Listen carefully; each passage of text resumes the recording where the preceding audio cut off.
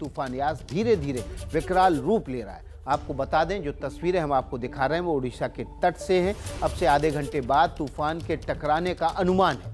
ओडिशा में यास तूफान ने तटीय इलाकों में तबाही मचाना शुरू कर दी है। ये जो तस्वीरें आप देख रहे हैं, ये तस्वीरें दीघा की हैं और दूसरी तस्वीर बालासोर की है।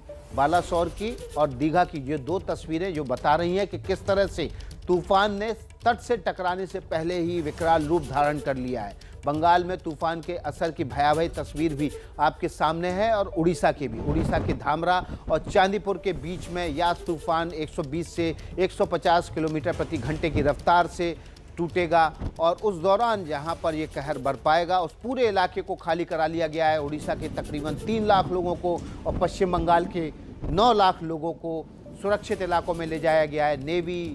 नेवी से लेकर कोस्ट गार्ड से लेकर सेना और एनडीआरएफ की 115 टीमों को तैनात किया गया है। अलग अलग इलाकों में लोगों को सुरक्षित इलाकों में पहुंचाया गया है ताकि जब ये तूफान ज़मीन से टकराए, जब तट से टकराए तो उसके नुकसान को कम से कम किया जा सके। हमारी भी लोगों से गुजारिश है कि वो इस तूफान के दौरान अगले 5-6 घंटे तक अपने घरों से ना निकलें। बीच में एक दौर ऐसा भी आएगा जब तूफान तट से टकराएगा, उसके बाद 1-2 घंटे के लिए मौसम साफ हो जाएगा। लेकिन ये चक्रवात के आई का हिस्सा होगा जहां पर मौसम साफ होता है, लेकिन उसके 1 घंटे के अंदर फिर से तूफान टकराएगा तट से और उस वक्त नुकसान काफ़ी ज़्यादा हो सकता है। ये दीघा की तस्वीरें हैं। लहरें 12 से 15 मीटर ऊंचाई तक उठ रही हैं। हवा का आवेग इस समय 60 से 70 किलोमीटर प्रति घंटा है। ये तस्वीरें दीघा से कुंतल चक्रवर्ती हमारे लिए लेकर आए हैं। कुंतल का रुख कर देते हैं। कुंतल, जो तस्वीरें हैं वो डर पैदा कर रही हैं। जो आवेग है हवा का, जो उसके साथ बारिश और पानी और लहरों की जो ऊंचाई है वो डरा रही है।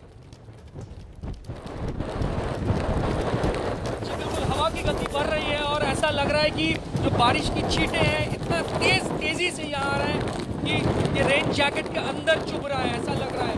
और चारों तरफ अभी लहरें ही लहरें हैं और लहरों की जो ऊंचाई है कभी कभी ऐसा लग रहा है कि 20-25 फुट तक ऊपर जा रही है। और अब देख सकते हैं यहाँ सूरज, अगर ज़्यादा फोकस करें आप उस तरफ, और जिस तरह से लहरें कभी कभी जो पेड़ है, ये इधर लंबे लंबे जो पेड़ है इधर उसके ऊपर कभी कभी ऊपरी हिस्सा को भी छू रही है और उसके ऊपर भी कभी कभी जा रही है। और चारों तरफ पानी ही पानी है। और लो लाइन एरिया, मुझे जो लगता है लो लाइन एरिया पूरी तरह से तबाह हो गया है यहाँ, क्योंकि इसके आगे भी इस तरह से समंदर अगर जिस तरह से बह रहा है, जिस तरह से बहता रहा तो यहाँ के आसपास के 4-5 किलोमीटर की जो लो लाइन एरिया है वो कुछ रहेगा नहीं। बहुत ही मुश्किल काम होगा। ये तबाही के बाद एनडीआरएफ, एसडीआरएफ या फिर नौसेना की जो टीमें यहाँ तैनात हैं उनके लिए बहुत ही मुश्किल काम होगा ये। और होटल के बाहर की तस्वीर आपको दिखा रहा हूँ। हम लोग जहाँ हैं वहाँ जो जल स्तर है धीरे धीरे और भी बढ़ रहा है और हाई टाइड शुरू हुआ है 45 मिनट पहले और अभी ये हाल है। इसके आगे भी हाई टाइड चलता रहेगा और इसीलिए ये माना जा रहा है कि यहाँ की जो परिस्थिति है काफ़ी खराब हो सकता है। हालांकि अच्छी खबर एक ही है कि इससे पहले ही 1,10,000 लोग जो तटीय इलाके में रहते हैं और लो लाइन एरियाज में रहते हैं उनको सुरक्षित स्थानों पर पहुंचा दिया गया है। और जो कोविड अस्पताल है, सेफ होम्स है, आइसोलेशन सेंटर है, वहाँ भी दवाइयाँ भी मौजूद है। 3-4 दिन के लिए स्टॉक रखा गया है, पावर बैकअप रखा गया है। ये कुंतल, अपने आप को सुरक्षित रखिए। आप तट के बहुत किनारे हैं और ऐसे हालात में वहाँ पर ही सबसे ज़्यादा असर होगा। अपने आप को सुरक्षित रखिएगा। अपनी जान जोखिम में डालकर जो आप रिपोर्टिंग कर रहे हैं, तस्वीरें पहुँचा रहे हैं, उसमें आपका सुरक्षित रहना बहुत ज़रूरी है। मनोज्ञा लोईवाल सीधे हमारे साथ चांदीपुर से जुड़ी हुई हैं। चांदीपुर और धामरा के बीच में ही ये जो यास तूफान है वो तट से टकराएगा। और देखिए मनोज्ञा ठहर नहीं पा रही हैं। हवा का ठहरना, टिक पाना बड़ा मुश्किल हो रहा है। मनोज्ञा,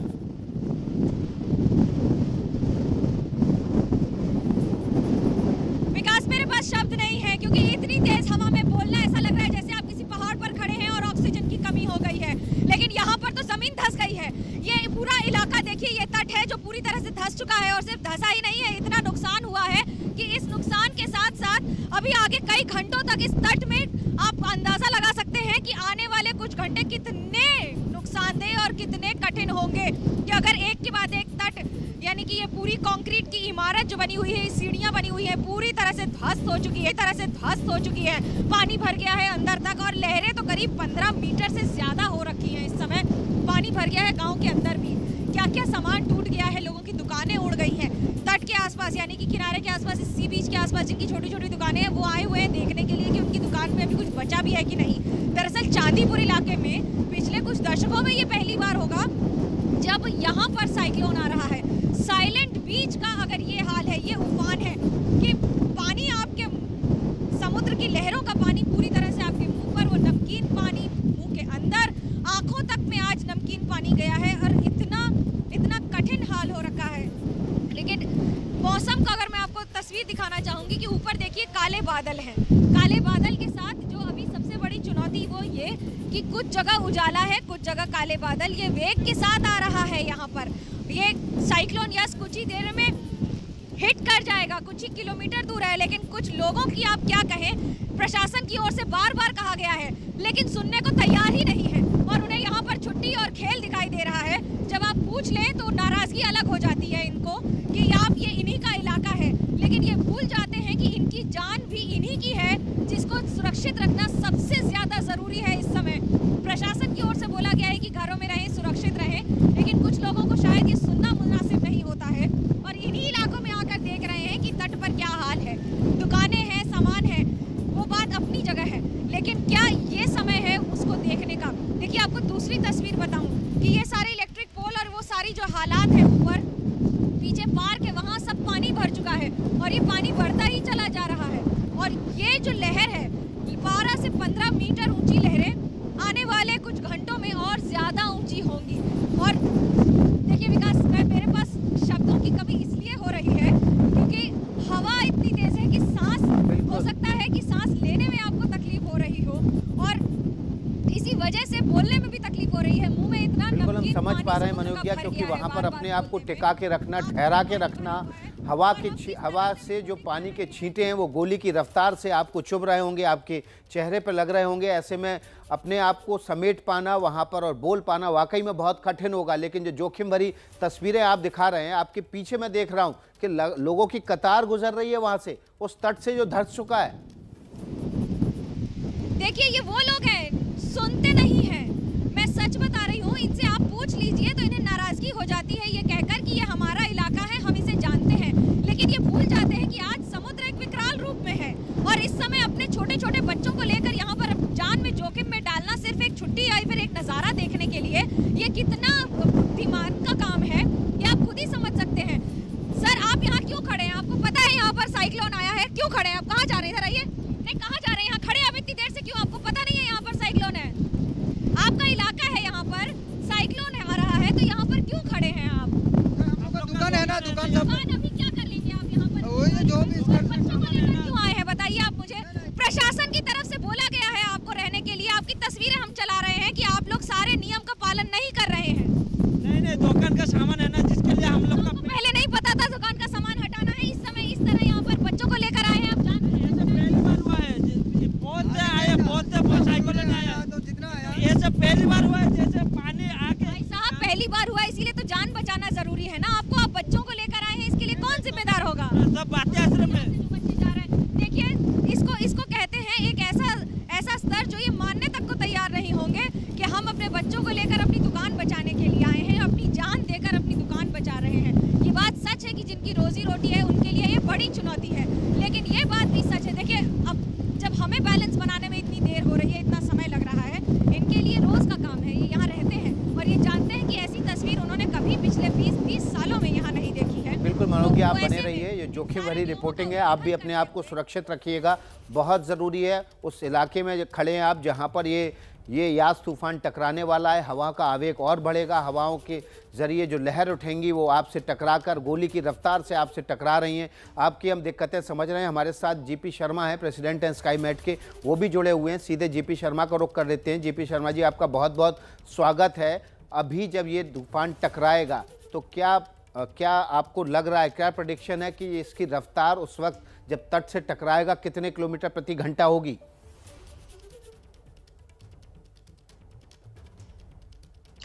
जी देखिए, उससे पहले तो मैं आपके जो विजुअल देख रहा था, आपके रिपोर्टर्स जो हैं बहुत ही they are very brave I will say. ऐसी स्थिति में इस जगह से रिपोर्टिंग करना it's almost next to impossible मैं तो कहूँगा, पर फिर भी जितनी बहादुरी से, जितने साहस से ये वो काम कर रहे हैं, उसके लिए हमारे पास शब्द नहीं है। मतलब इतनी तेज़ हवा, इतनी तेज़ बारिश और उसके बीच में ऐसी जगहों पे रिपोर्टिंग करना, it is praiseworthy I will say. Okay, अब स्टॉर्म पे आते हैं।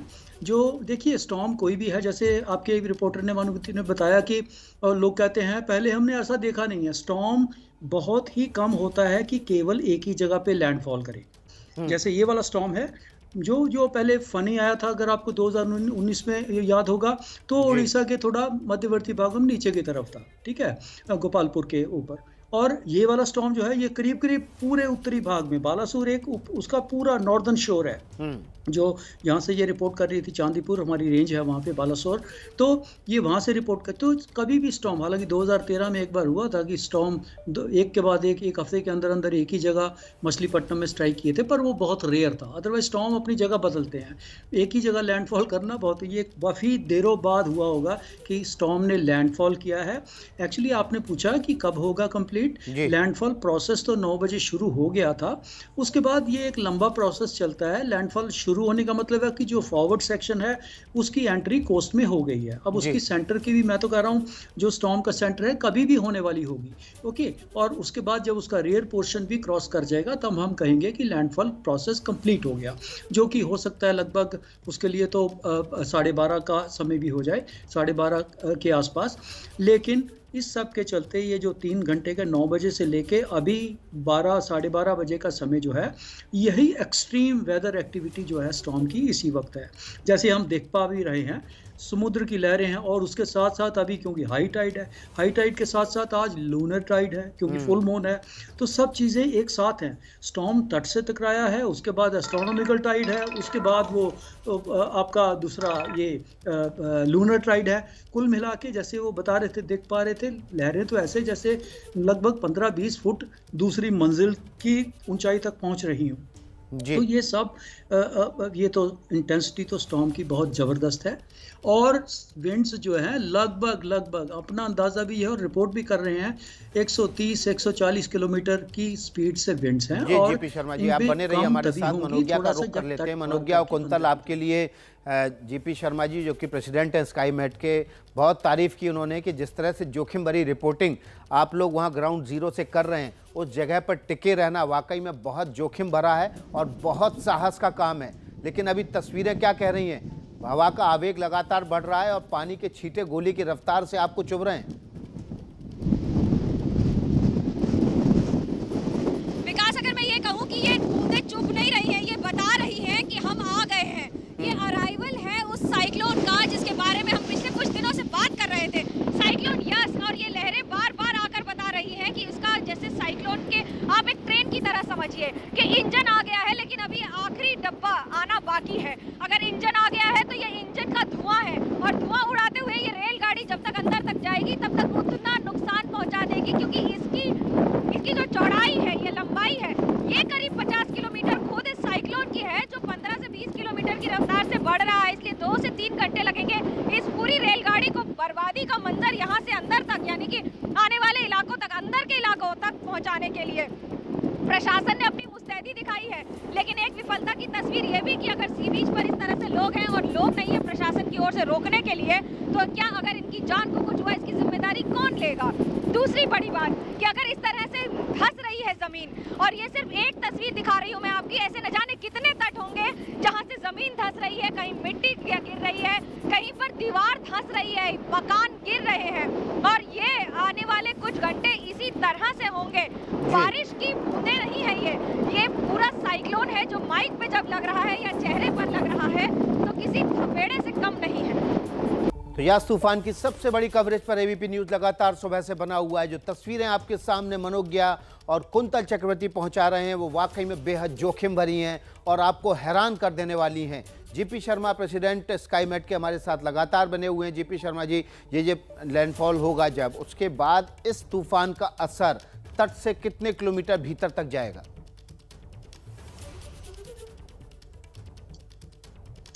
देखिए, क्योंकि ये वेरी सीवियर साइक्लोनिक स्टॉर्म है, जितना तेज स्ट्रॉन्ग साइक्लोन होता है उसको वीक होने में भी उतना ही समय लगता है। तो वेरी सीवियर साइक्लोनिक स्टॉर्म है, तो उससे नीचे इसकी कैटेगरी सीवियर साइक्लोन स्टॉर्म होगा, उसके नीचे फिर साइक्लोनिक स्टॉर्म होगा। तो अभी तो ये तट को पार करेगा, करके और 2-2.5 घंटे में लगेंगे ये कम से कम पूरा इसको तट के दूसरी तरफ निकल जाने में।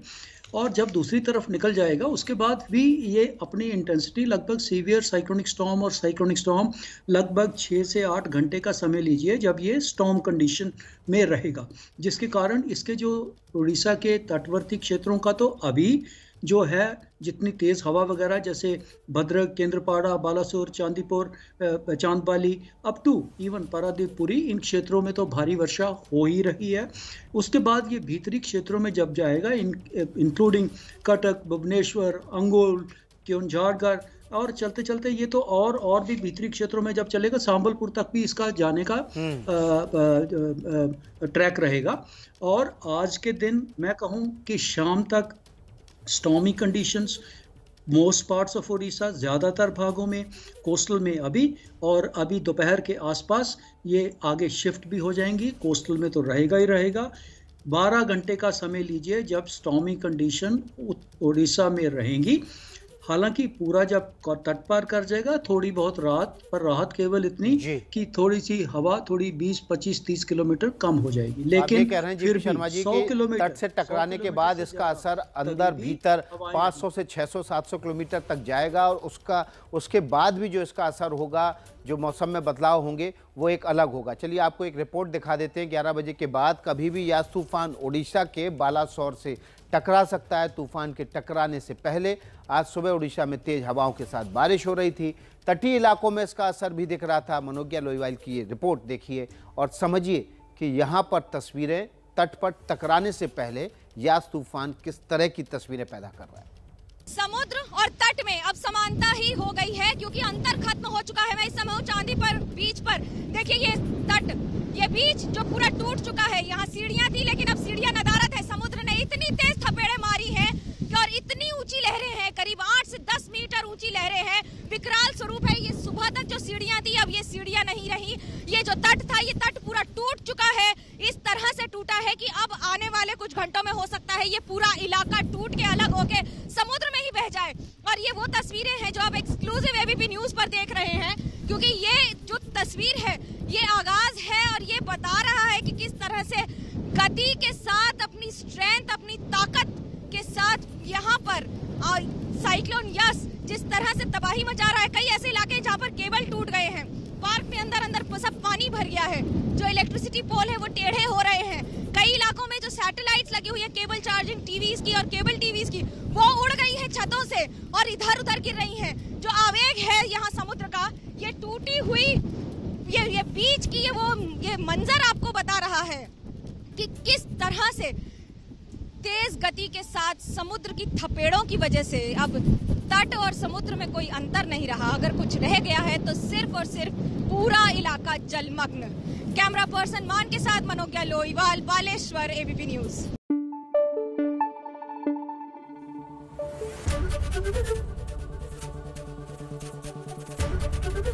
एबीपी न्यूज आपको रखे आगे।